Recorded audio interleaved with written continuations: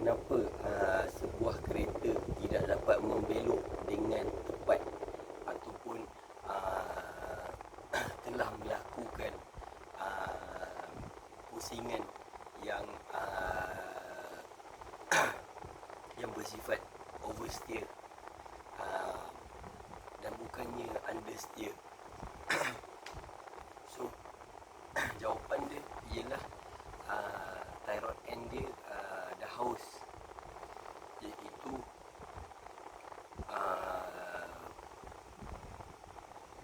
keadaan kereta yang tidak stabil, penjajaran roda tidak serata, tayar makan sebelah dalam, steering bergegar, kereta tidak stabil apabila lalu jalan tak rata ataupun bonggol,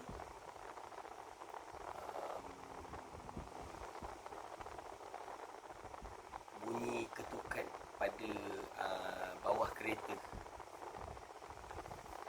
So apakah saiz dimensi untuk kereta Proton Wira Wajah 1.3 1.5? So kalau steering, kalau tie rod kalau rack end untuk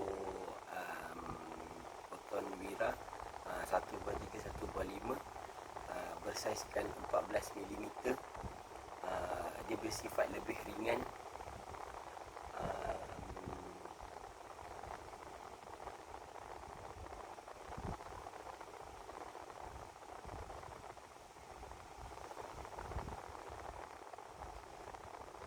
Manakala saiz 16mm untuk kereta Proton Wira 1.6 dan 1.8 modified.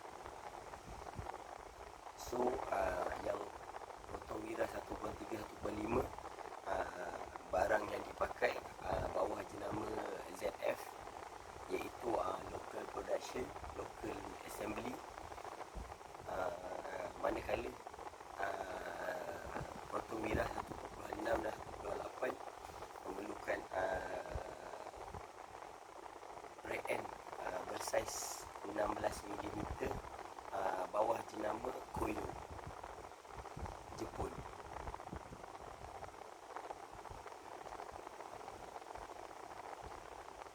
So kenapa steering rack, tie rod end, steering boot, benda ni penting? So rack end berfungsi sebagai diameter benang ataupun thread dalaman, inner thread, komponen sistem steering yang berfungsi menghubungkan steering rack dengan tie rod end dan seterusnya ke tayar. Ia bertujuan sebagai penghubung utama steering.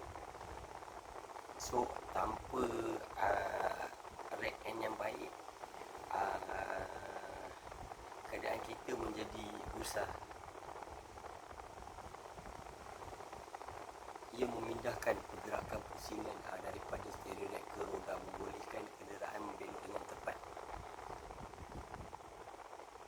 Yang kedua, kestabilan pemandu, iaitu memastikan roda hadapan lurus dan stabil, mengurangkan gegaran dan menyokong keselesaan pemandu.